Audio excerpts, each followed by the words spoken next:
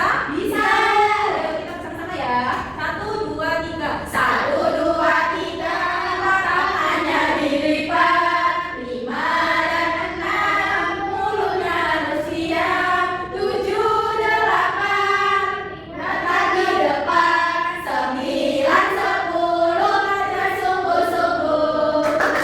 Nah, jadi kalian nanti kalau belajar tangannya harus dilipat, mulutnya harus diam, lihatlah ke depan dan belajarnya harus sungguh-sungguh. Oke, Bu.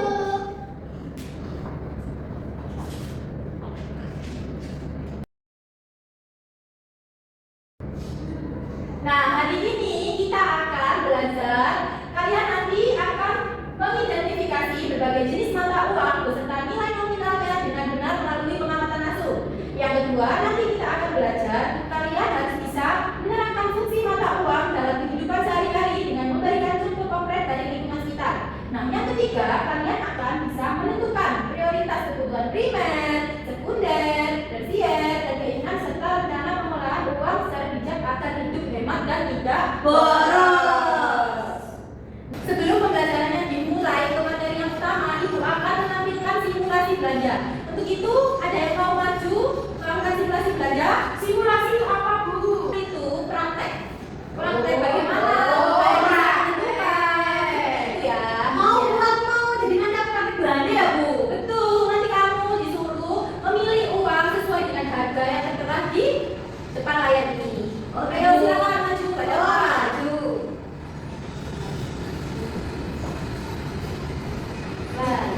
Nah, bisa dimulai pada apa? Harga satunya 1.000. 1.000 ya, Bu.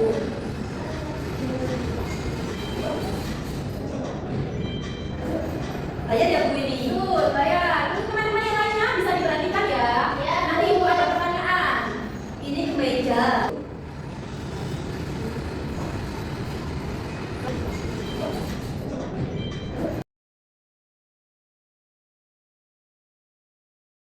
Kemeja, harganya 3.000. Itu 2.000. Bayar, bayar.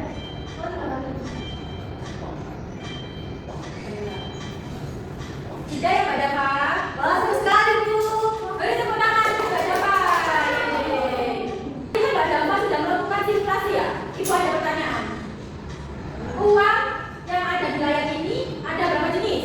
Ada Dua. Oh, bukan jenis. Dua.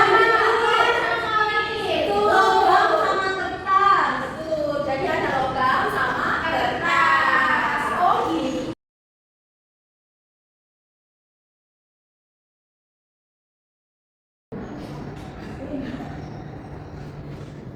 Nah, di sini kita akan memulai pembelajaran yang pertama ya.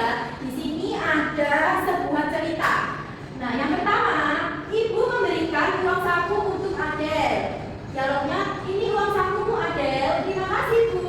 Yang kedua, Adel pergi ke koperasi sekolah untuk membeli buku tulis.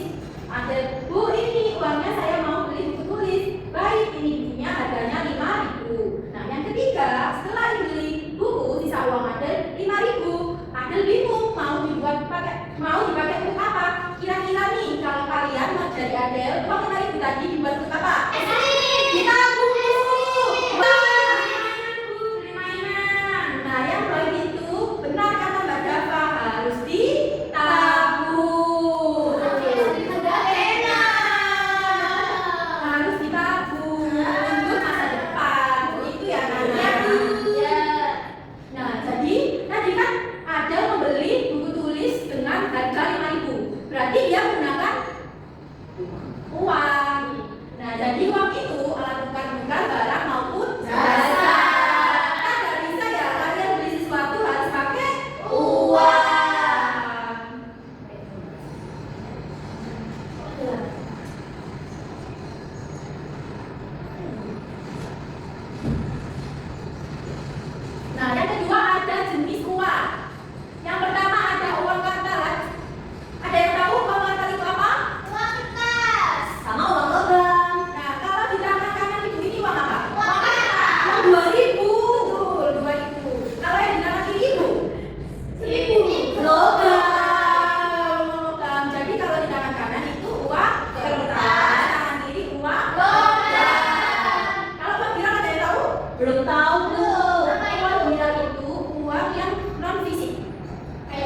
Betul, kayak saldo, kayak aplikasi seperti itu ya panggilan itu. Jadi tidak bisa langsung dibuat bayar berupa non fisik atau berupa kertas. Nanti bisa ditukarkan gitu.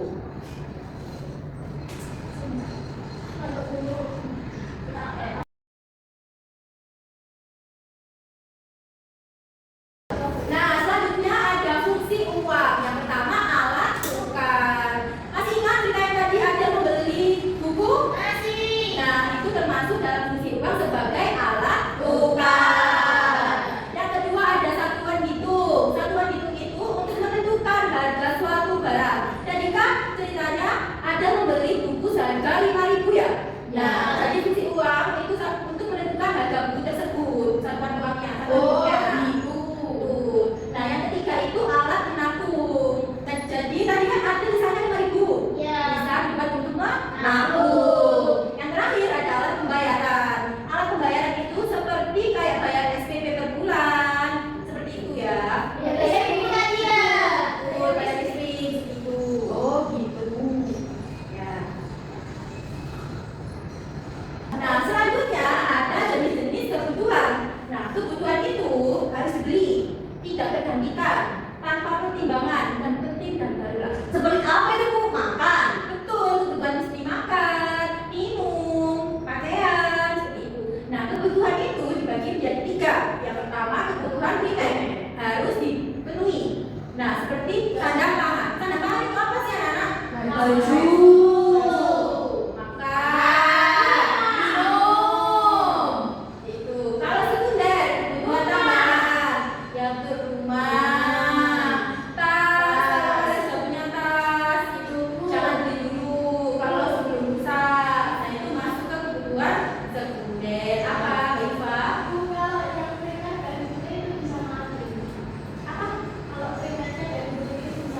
Bisa, kalau kamu nggak makan kan bisa mati. Kalau beberapa hari nggak makan, kalau sehari mungkin kamu lemas saja. Nah, yang ketiga itu ada kebutuhan tersier, kebutuhan mewah yang bersifat kemewahan. Ini apa? Ya betul, rumah seperti itu ya.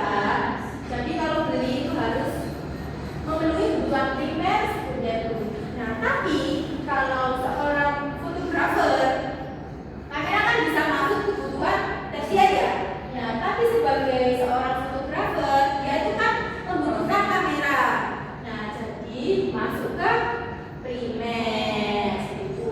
Nah, selanjutnya ada keinginan. Keinginan itu tidak harus dibeli, harus dipertimbangkan dulu ya kalau membeli sesuatu. Kemudian bisa digantikan. Nah, kalau keinginan itu bisa juga masuk ke tersier. Apa tadi contoh barang tersier?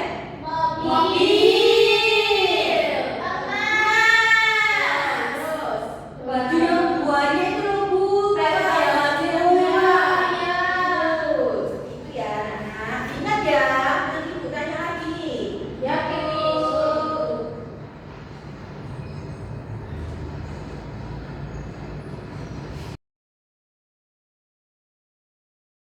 Selanjutnya, tips mengelola uang dengan bijak. Kalian itu harus bisa mengelola uang dengan bijak agar hidup kalian itu bisa aman dan bisa memenuhi kebutuhan selanjutnya. Kedua, ibu mau tanya dan kalian harus angkat tangan.